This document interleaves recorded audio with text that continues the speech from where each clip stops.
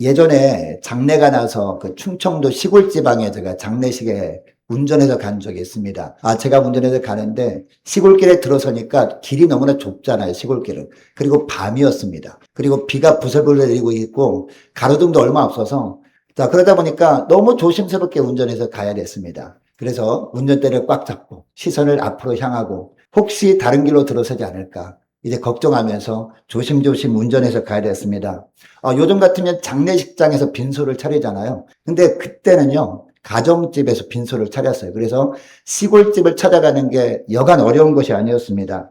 여러분, 그런데 여러분, 대낮에 우리가 잘 아는 길을 우리 운전해서 갔다 어떻습니까? 불편하지 않습니다. 불안하지도 않습니다. 편안하게 그냥 운전대를 잡고 이제 찬양하면서 이렇게 편안하게 우리가 갈 수 있습니다. 여러분, 성경은 우리 인생을 길에 비유하죠. 그래서 인생길이라는 그런 표현도 나옵니다. 이 인생길을 걷는 사람에게는 두 종류가 있어요. 하나는 자기가 직접 길을 만들면서 가는 사람들이 있습니다. 그래서 내 인생은 내 거지, 내 마음대로 살아도 되지 라고 하면서 내 인생을 내가 개척하며 살아야 된다라는 생각을 가지고 내가 원하는 길로 걸어가는 사람이 있다는 겁니다. 그리고 또 하나는요, 이미 하나님께서 닦아놓으신 길을 선택하고 그 길을 묵묵하게 걸어가는 사람들이 있습니다. 여러분, 내가 길을 만들면서 가는 것은 어떻게 보면 굉장히 합리적인 것처럼 보입니다. 그리고 빨리 가는 것처럼 느껴집니다. 그리고 자유로워 보입니다. 그래서 많은 사람들이 그 길을 선택합니다. 그러나 하나님께서 만들어 놓으신 길을 걸어갈 때 여러분 어떻습니까? 너무나 더디어 보입니다. 그리고 하나님께서 닦아놓으신 길을 가는 것은요, 너무 좁아 보입니다. 그리고 내가 손해보는 것들이 너무너무 많아 보입니다. 그래서 이 길을 선택하는 사람은 그렇게 많지가 않습니다. 그러나 하나님은 그 길이 어떤 길이라고 하십니까? 그 길이 생명의 길이고 그 길이 지혜의 길이고 그 길이 예수님이 걸어가신 길이다라고 말씀합니다. 여러분, 우리가 함께 읽은 잠언 4장에 보면 바로 이 두 길이 나오는데 한 길은 어떤 길이라고 합니까? 지혜의 길이다라고 합니다. 그리고 또 한쪽 길은 어떤 길이다라고 합니까? 악인의 길이다라고 합니다. 내가 길을 만들면서 내가 인생을 개척하며 가는 길을 하나님이 보시기에는 악인의 길이다라고 하고 있다는 겁니다. 여러분, 이 두 길은 어디서 갈라질까요? 어떤 큰 사건을 통해서 갈라지는 것이 아닙니다. 어디서 갈라지느냐? 오늘 본문에 보니까요, 이 두 길, 내가 지혜의 길을 걸어가느냐, 악인의 길을 걸어가느냐, 어디서 갈라진다? 바로 마음에서 갈라진다는 겁니다. 우리 마음에서. 그래서 오늘 본문 23절 말씀 보니까 하나님께서 우리에게 어떤 명령을 하십니까? 모든 지킬 만한 것 중에 더욱 무엇을 지키라? 내 마음을 지키라. 생명의 근원이 이에서 남이니라. 바로 이 마음에서 악인의 길을 걸어가는지 지혜의 길을 걸어가는지 나뉘기 때문에 다른 어떤 것보다도 마음을 잘 지켜야 된다. 이 말씀을 하고 있다는 겁니다. 여러분, 그럼 우리가 지혜의 길, 생명의 길로만 흔들림 없이 걸어가기 위해서 우리가 마음을 잘 지켜야 되는데 어떻게 하면 마음을 잘 지킬 수 있느냐. 이것을 오늘 살펴보면서 은혜 나누기를 원하는데요. 첫째로 우리가 어떻게 할 때 마음을 잘 지킬 수 있느냐. 지혜의 말씀만을 굳게 붙드는 겁니다. 10절 말씀 보시기 바랍니다. 10절 말씀 보니까 내 아들아 들으라 내 말을 받으라 그리하면 내 생명의 해가 길리라 라고 말씀하고 있습니다. 여러분, 이 구절에 나오는 내 말은 누구의 말을 말할까요? 물론 1차적으로 하면 솔로몬의 말입니다. 그러나 영적으로 보면 이 말은 누구의 말? 바로 하나님의 말씀을 의미합니다. 그리고 이 구절에서 나는 물론 1차적으로 솔로몬을 말하지만 나는 바로 하나님을 상징하는 거죠. 이 구절을 통해서 하나님은 우리에게 어떤 말씀을 하십니까? 바로 지혜의 말씀을 들으라 라고 하시는데 듣기만 하지 말고 어떻게 하라? 그 말씀을 받으라 라고 말씀하고 있습니다. 그 말씀을 마음 깊이 받아들이고 삶에 적용하라 라는 겁니다. 특별히 13절 말씀 보면 어떤 말씀합니까? 13절 말씀을 보니까 훈계를 어떻게? 굳게 잡아 놓치지 말고 지키라 라고 합니다. 이것이 내 생명이니라 라고 말씀하고 있습니다. 여러분이 구절에 보면 놓치지 말라, 굳게 잡으라, 지키라 라는 세 동사가 나오는데요. 언뜻 보면 비슷한 단어처럼 보입니다. 비슷한 단어를 3번 반복해서 말씀하는 것처럼 보이는데 왜 이처럼 3번이나 반복할까요? 여러분, 성경에서 반복하는 것은 어떤 의미다? 그만큼 중요하기 때문이다라는 겁니다. 그리고 그만큼 간절하기 때문에 하나님께서 우리가 마음을 잘 지킴으로 말미암아 하나님의 주시는 복을 누리기를 간절히 주님이 원하셔서 이처럼 비슷한 단어 3번 반복하고 계신다는 겁니다. 여러분, 그러면 이 지혜의 말씀을 붙들게 되면 어떤 축복이 임하게 되는지 12절 말씀 보시기 바랍니다. 12절 말씀 화면으로 나올 텐데요. 12절 보니까 다닐 때 내 걸음이 어떻게 한다? 곤고하지 아니하겠다. 바로 하나님이 지켜주심으로 이 말씀을 합니다. 그리고 달려갈 때에 실족하지 아니하리라 라고 말씀하고 있습니다. 여러분 걸음이 곤고하지 않게 된다라는 것은 무슨 의미일까요? 걸어가도 앞길이 막히지 않는다라는 겁니다. 여러분 우리가 걷다 보면 우리가 믿음의 길을 가다 보면 이 앞길이 막힌 것처럼 느껴질 때가 있지 않습니까? 사방이 다 막혀서 어떻게 해볼 도리가 없을 때가 있다라는 거죠. 그러나 그때마다 하나님은 어떻게 하셔요? 우리가 지혜의 길을 선택하면 하나님이 우리를 위해서 예비해 놓으신 길을 선택하고 생명의 길로만 걸어가게 되면 우리가 눈에 보기에는요 다 사방이 막혀있는 것처럼 보일 때가 옵니다. 그러나 그때마다 믿음의 길을 선택하고 걸어가는 사람들에게는 하나님의 무엇을 예비해 주셔요? 피할 길을 예비해 주시잖아요. 그죠? 새로운 길을 만드셔서 그 길로 또 인도하시는 하나님이다. 이것이 바로 걸음이 곤고하지 않다라는 의미입니다. 그리고 달려갈 때 그래서 실족하지도 않게 하신다라는 겁니다.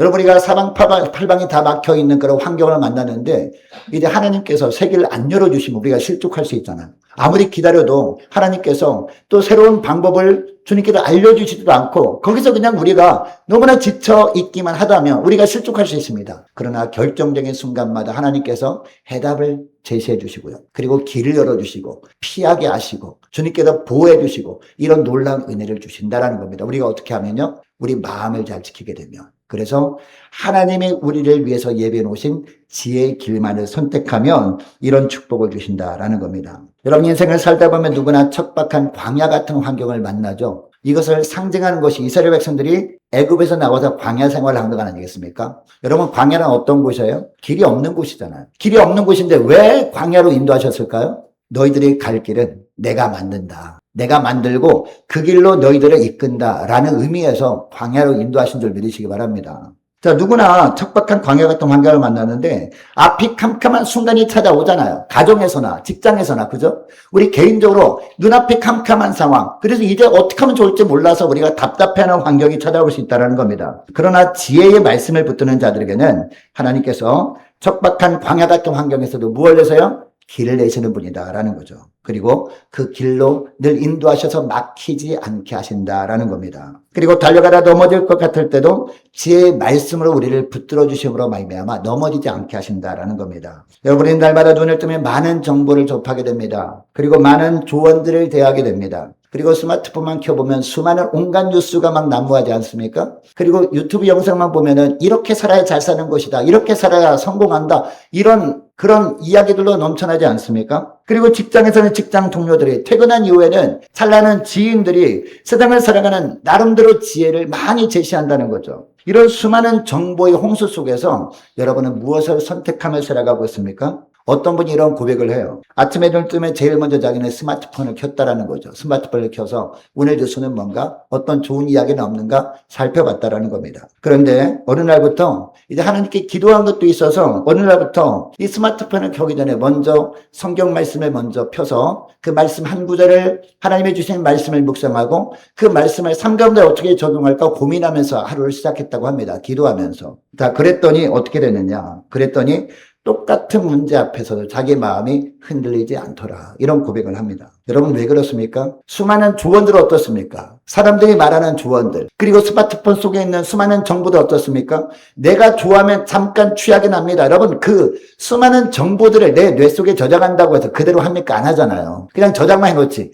기억해 놓으면 좋을 거야 라고 하면서 그러나 주님의 말씀 어떻습니까? 주님의 말씀은 한 번 들으면 우리 심령에 새겨지잖아요. 그래서 그 말씀이 나를 붙들어주고 흔들리지 않게 하는 겁니다. 여러분 직장에서 부당한 일을 겪을 때가 있습니다. 그때 손해를 감수해야 할지 아니면 그냥 사장의 방식대로 적절하게 그냥 순응하고 넘어가야 될지 갈등하는 순간이 찾아옵니다. 그리고 자녀 교육 문제도 마찬가지입니다. 세상의 기준을 해야 될지 아니면 믿음의 기준 사이에서 흔들릴 때가 있습니다. 여러분 이때 여러분은 어떤 쪽을 붙드시려고 하십니까? 여러분 시편 119편 105절 말씀에 보면 주의 말씀은 내 발의 등이다 라는 말씀이 나오죠. 그리고 내 길에 빛입니다. 뭐가요? 주님의 말씀만이 내 길에 빛입니다 라는 말씀이 나옵니다. 그리고 여호수아 1장 8절 말씀에도 보니까 이 율법책을 내 입에서 떠나지 말게 하라 안 하는 말씀이 나오죠. 주야로 그것을 묵상하여 그 안에 기록된 대로 다 지켜라 라는 말씀이 나옵니다. 자, 그 다음에 뭐가 나옵니까? 그리하면 내 길이 평탄하게 될 것이며 내가 형통하리라 라는 말씀이 나옵니다. 그리고 마태복음 7장 24절 말씀에도 보면 우리 예수님께서 이 말씀을 듣고 행하는 자를 반석 위에 지은 지혜로운 사람이다 라는 평가를 하십니다. 여러분 이번 한 주간 동안 세상이 어떠한 목소리보다도 주님의 말씀, 지혜의 말씀을 더 붙드시는 여러분 되시려고 원합니다. 지혜의 말씀을 듣기만 하지 말고 그 지혜의 말씀을 들었으면 그 말씀을 여러분 심령 가운데 받으시는 여러분 되시려고 원합니다. 삶 가운데 적용해 보는 겁니다. 이렇게 함으로 말미암아 주님께서 지혜의 말씀을 붙드는 자에게 주시는 축복을 풍성히 누리는 여러분 되시려고 원합니다. 그리고 둘째로 어떻게 하면 우리가 마음을 잘 지킬 수 있느냐? 악인의 길을 분별하여 그 길을 떠나는 게 중요하다는 겁니다. 자, 14절 15절 말씀 보시기 바랍니다.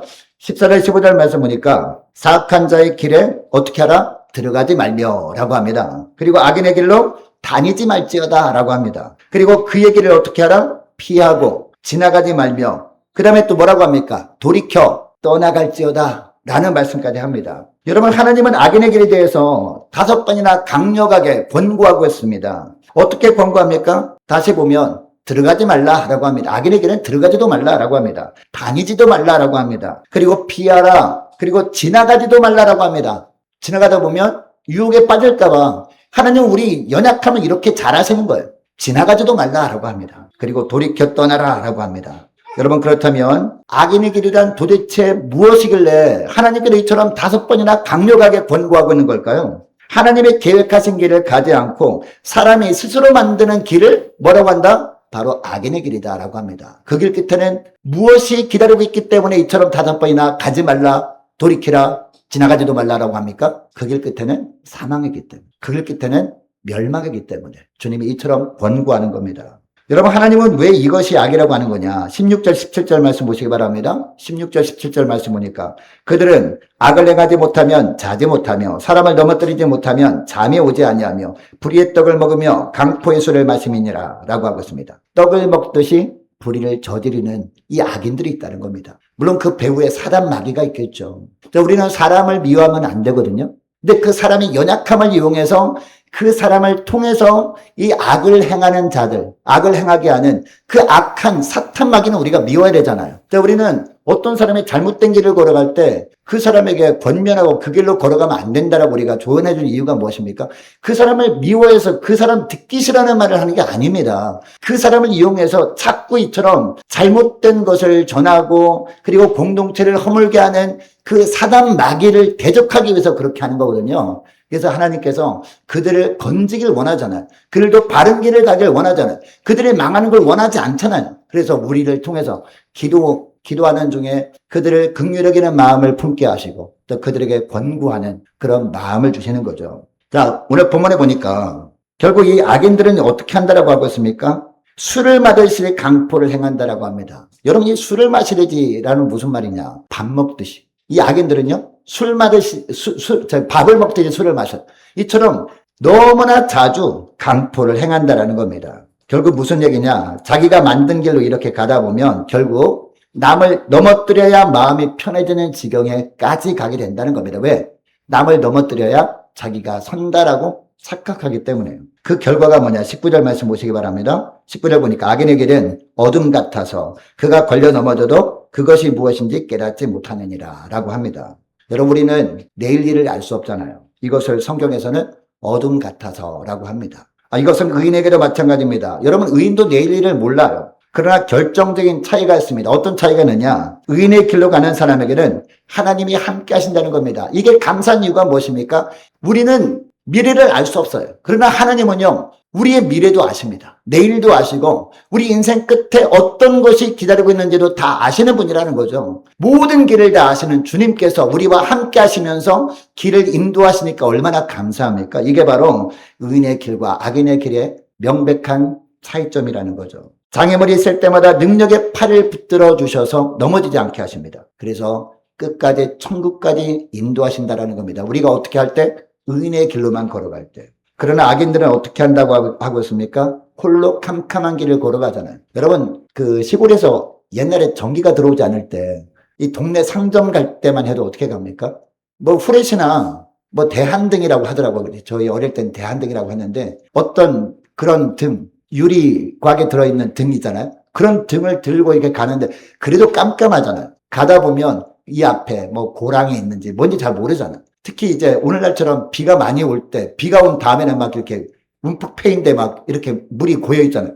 어디가 움푹 패는지 모르잖아요. 비가 많이 온 다음에는. 조심조심 걸어야 되지 않습니까?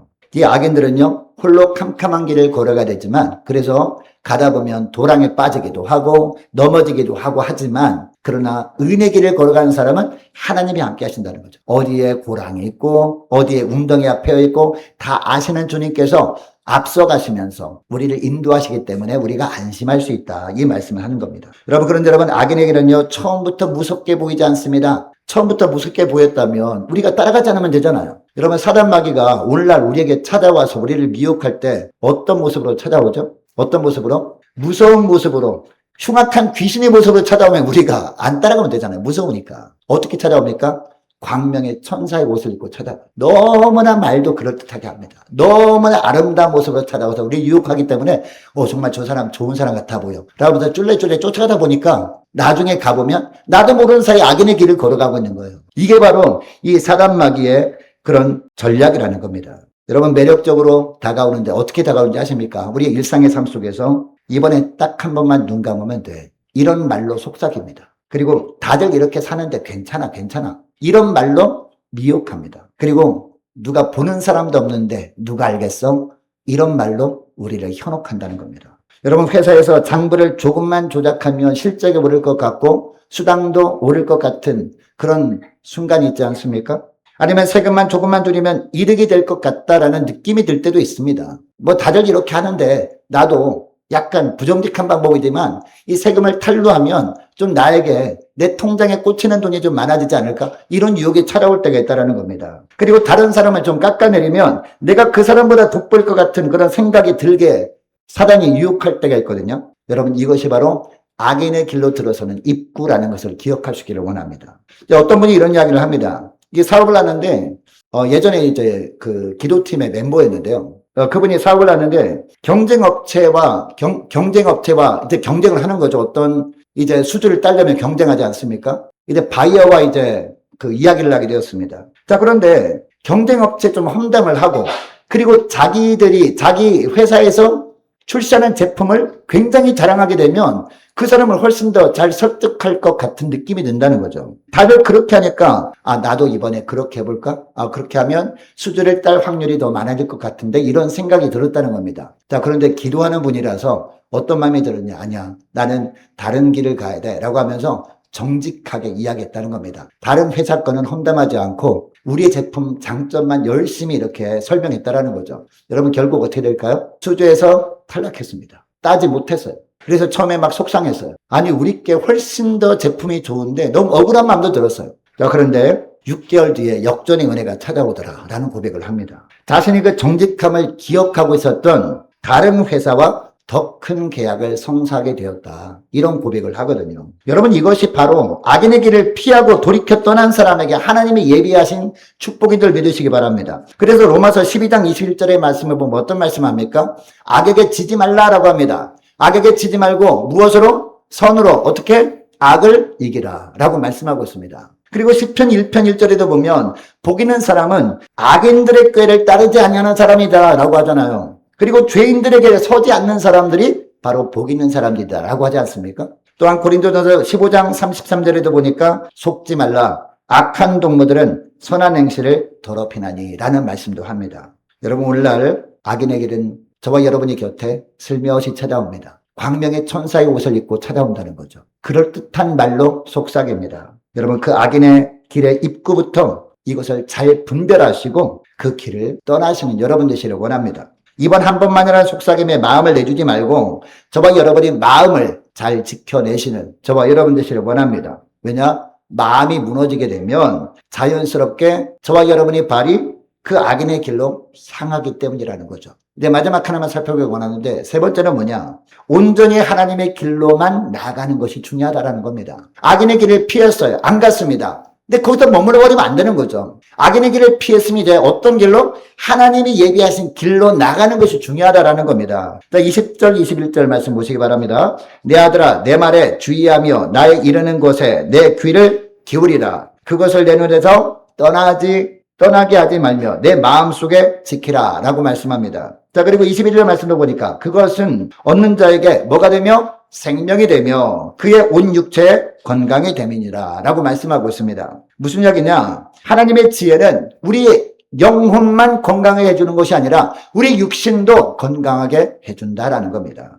자, 그러면 우리가 어떻게 이 길을 걸어갈 수 있느냐? 22절부터 27절까지 말씀인데요. 자, 하나님은 우리의 몸의 지체들을 하나하나 언급하십니다. 구체적으로 명령하십니다. 이렇게 하면 우리가 이 생명의 길로만 걸어갈 수 있다라고 말씀하셨는데요. 23절 말씀 보시기 바랍니다. 모든 지킬 만한 것 중에 더욱 내 마음을 지키라. 다시 말씀하시죠. 생명의 근원이 이에서 남이니라 라고 합니다. 모든 것의 출발점이 뭐기 때문에? 바로 마음이기 때문에. 이어서 24절 말씀 보세요. 자, 24절 말씀 보니까 우리 입술에 대한 말씀을 하시거든요. 24절 말씀, 자, 우리 함께 읽습니다. 시작. 구부러진 말을 내 입에서 버리며 비뚤어진 말을 내 입술에서 멀리하라. 아멘. 무엇을 조심하라? 말을 조심하라 라는 거예요. 말을 조심하라. 여러분, 하나님께서 우리에게 입을 주신 이유가 뭐죠? 입을 주신 이유가 찬양하라고 주셨습니다. 기도하라고 주셨습니다. 마지막 하나는 전도하라고 주셨습니다. 하나님의 말씀만 전하라고 주신 겁니다. 할렐루야. 이 말씀하는 거예요. 여러분, 말을 조심하시기를 축복합니다. 그리고 25절 말씀도 보니까 그 다음에 내 눈이 나옵니다. 눈. 내 눈은 바로 보며 내 눈꺼풀은 내 앞을 곱게 살펴라고 합니다. 눈을 바로 두라라는 겁니다. 엉뚱한 데 눈을 돌리지 말라는 겁니다. 왜? 엉뚱한 곳을 바라보게 되면 그곳으로 가게 되잖아요.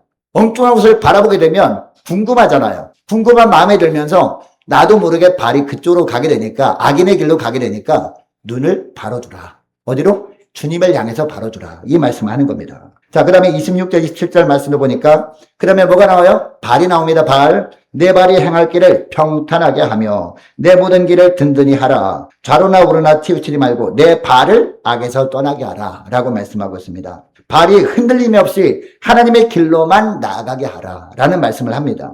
여러분, 하나님은 우리의 마음과 그리고 입과 눈과 그리고 발을 포함한 우리 존재 모든 전체가 온전히 한 방향, 곧 하나님의 길만을 향하기를 원하시는 주님이십니다. 그 결과 18절에서 말씀하시는데요. 이렇게 하게 되면 하나님이 놀라운 축복을 주시는데, 자, 18절 말씀, 자, 우리 함께 읽습니다. 18절 시작. 의인의 길은 돋는 햇살 같아서 크게 빛나 한낮의 광명에 이르거니와. 아멘. 여러분, 새벽 미명에 해돋이 보러 간 적이 있나요? 해돋이 보러 갔을 때 처음에는 깜깜하잖아요. 그럼 저 수평선 너머에 약간 어슴푸레하게 밝아오잖아요. 그러다가 뭐가 딱 떠올라요? 쬐끄만 게 빛이 잠깐 쫙 보여요. 그때 봤을 때 전화해가지고 빨리 해 뜨려 그래, 빨리 와, 전화해서 빨리 달려옵니다. 딱 와보니까 어때요? 해가 중천에 떠 있어버려요. 그만큼 쬐끔 보였을 때 그때부터 그냥 쏴 떠올라서 중천으로 올라가 버리더라고요. 동해안에 가서 봤을 때 그러더라고요. 다들 경험하지 않습니까? 이런 축복을 주신다는 거예요. 온전히 하나님의 길로만 나가는 자의 인생에게는 이처럼 아무도 막을 수 없는 이런 놀라운 축복을 주신다라는 겁니다. 할렐루야. 태양이 떠오를 때라면 뭐 막을 수 있나요? 아무것도 막을 수 없어요. 그냥 쫙 떠올라 말합니다. 중천까지 떠올라 버려요. 여러분 아시는 대로 우리 교회는 지금 동산 제일교회와 연합하는 과정을 밟고 있는 중에 있어요. 이 두 교회가 한 몸을 이뤄가는 이 길이야말로 우리가 좌로나 우로나 치우치지 않고 온전히 하나님의 길로 알고 나가야 하는 길인 줄 믿으시기 바랍니다. 여러분 에스겔서 37장 15절부터 19절 말씀 보면요. 이런 너무나 중요한 말씀을 하십니다. 하나님께서 에스겔 선지자에게 명하시는데 한 막대기를 취하라고 하거든요. 한 막대기를 취해서 그 막대기에 유다라고 쓰라라고 합니다. 그리고 또 한 막대기를 또 취하라고 합니다. 막대기 하나가 있어요. 그리고 또 한 막대기를 취해서 이 막대기는 요셉과 에브라임이라고 쓰라라고 말합니다. 그리고 19절에 뭐라고 선포하느냐? 이런 말씀을 합니다. 내가 에브라임의 손에 있는 바 요셉과 그 짝 이스라엘 지파들의 막대기를 가져다가 유다의 막대기에 붙여서 한 막대기가 되게 한즉 내 손에서 하나가 되리라 라고 하고 있습니다. 두 막대기를 한 막대기로 만든다는 겁니다. 누가요? 하나님께서. 무엇으로? 하나님의 손으로 그렇게 만드시겠다는 걸. 여러분 막대기 하나와 막대기 하나 딱 붙여서 붙이면 어떻게 될까요? 두 막대기가 딱 붙인다고 한 막대기가 됩니까? 물론 고무줄로 붙여가지고 고무줄로 뱅뱅 감아가지고 한 막대기처럼 할 수는 있지만 한 막대기는 될 수 없잖아요. 그죠? 그러나 하나님이 아시면 서로 다른 막대기처럼 보이지만 이 두 개를 붙이면 한 막대기로 만드신다라는 겁니다. 너무나 중요한 말씀 아니겠습니까? 무슨 얘기냐? 그동안 남이었던 남유다, 북기사를 서로 나뉘었잖아요. 서로 다른 나라 아니었습니까? 서로 다른 나라였어요. 남유다는 남쪽에 있었고 북기사라는 10지파 모아서 서로 다른 나라였단 말입니다. 그래서 남유다와 북기사라라고 하잖아요. 한동안. 자, 그런데 하나님께서 여러 가지 그런 과정을 통해서 남유다와 북기사를 하나로 딱 만들어가지고 12지파인 이스라엘 나라로 만드신다. 이 말씀을 하는 겁니다. 여러분, 이것이 하나님의 회복의 역사입니다. 여러분, 우리 주교회가 하나 되는 일은요, 사람이 하는 조직의 통합이 아닙니다. 많은 사람들이 오해를 합니다. 우리 교회도 이런 조직이 있고 저 교회도 이런 조직이 있으니까 조직이 하나로 되는구나. 아닙니다. 조직의 통합이 아니라 하나님께서 친히 하나님의 손 아래서 이루시는 회복의 역사인 줄 믿으시기 바랍니다. 두 막대기가 하나의 막대기가 되었던 것처럼 두 공동체는요, 하나님께서 단순히 나란히 놓이는 것이 아닙니다. 그쪽 가서 예배를 드릴 때 이 그룹은 함께 가는 교회, 저 그룹은 동산될 교회, 이게 아니란 말이에요. 한 교회로 만드시는 하나님의 역사인 줄 믿으시기 바랍니다. 서로 다른 두 물이 섞이면 여러분 어떻게 됩니까? 두 물이 섞였어요. 이쪽 컵에 해서 두 물을 이제 병에 담았어요. 근데 여러분 나뉠 수 있나요? 이쪽 컵에 있던 물과 저쪽 컵에 있던 물 한 병에 담았단 말이에요. 그런데 이 병에 담아있던 물을 또 이쪽 컵에 놓고 저쪽 컵에 넣는다고 해서 원래 이쪽 컵 저쪽 컵에 놓였던 물로 나뉘는 겁니까? 아니잖아요. 물과 물이 섞이면 한 물이 되는 것처럼 교회가 연합하면 한 교회가 되는 줄 믿으시기 바랍니다. 이것을 위해서 하나님께서 이런 과정을 밟게 하시는 거예요. 여러분, 이것은 우리 능력으로 되는 것이 아닙니다. 하나님이 하시는 일이기 때문에 우리는 염려할 필요도 없고 두려워할 필요도 없고, 우리 뭐만 하면 됩니까? 기도만 하면 되는 거예요. 그래서 우리가 미스바 기도를 하는 거죠. 하나님의 손 안에서 우리를 온전히 하나로 만드신 줄 믿으시기 바랍니다. 여러분, 요한복음 17장 21절 말씀해 보면요, 우리 예수님께서 십자가에 달리시기 전에 주님께서 간절히 기도한 내용이 나거든요. 그 내용 중에 이런 말씀을 합니다. 아버지여, 아버지께서 내 안에, 내가 아버지 안에 있는 것 같이 그들도 다 하나가 되어 라고 합니다. 여러분, 하나님은 어떤 하나님이세요? 성부, 성자, 성령, 삼위일체 하나님이시를 믿으시기 바랍니다. 근데 하나님은 한 분이시지 왜 삼위일체일까요? 세 위격이 하나님이라는 거죠. 그죠? 그래서 하나님이라는 거 우리가 고백하는 것 아니겠습니까? 이처럼 우리 함께 가는 게 동산체일과 연합하게 되면요, 온전히 하나인 교회가 되는 겁니다. 여러분, 이 주님의 기도가 우리 가운데 응답될 줄 믿습니다. 여러분, 에베소서 4장 3절에 보기에 이런 말씀을 합니다. 평안에 매는 줄로 성령이 하나 되게 하신 것을 힘써 지키라 라고 합니다.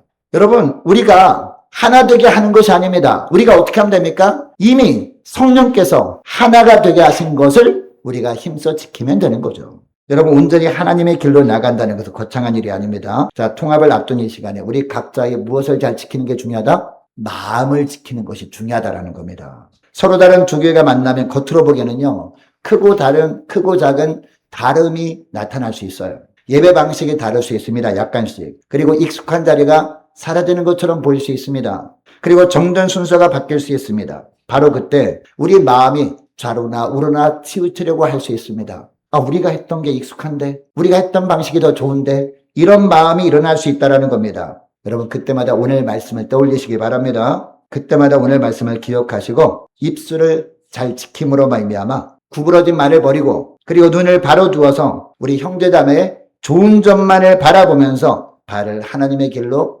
곧게 나아가시는 저와 여러분 되시길 원합니다. 여러분, 각 가정에 자녀들이 있잖아요. 자녀들 여러분 똑같습니까? 자녀들 같아요? 자녀들 성격도 같고 부모 말을 너무나 잘 듣고 다 잘 들어가지고 여러분 가정에 함께 지내고 있었습니까? 아니잖아요. 자녀를 키워보면 다 달라요. 그죠? 심지어는 쌍둥이도 다르더라고요. 일란석 쌍둥이도 달라요. 성격도 다르고, 그죠? 마음도 다르고, 좋아하는 것도 다르고, 습관도 다르고, 취미도 다 다르고, 다 달라요. 다 다르지만 한 가족 안에 우리가 지내지 않았습니까? 두 자녀를 둔 부모가 서로 다른 두 자녀를 한 가족으로 품는 것처럼 하나님은 우리를 한 가족으로 품으시는 줄 믿으시기 바랍니다. 자, 그리고 우리가 할 일은요, 오직 무엇입니까? 그 손 안에서 마음을 잘 지키면서 함께 주님을 향해서 걸어가는 것. 이게 중요하다는 겁니다. 여러분 빌립보서 2장 2절을 보니까 마음을 같이하여 같은 사랑을 가지고 뜻을 합하여 한 마음을 품으라 라고 말씀합니다. 그리고 시편 133편 1절 말씀 우리가 너무나 잘 아는 말씀 아닙니까?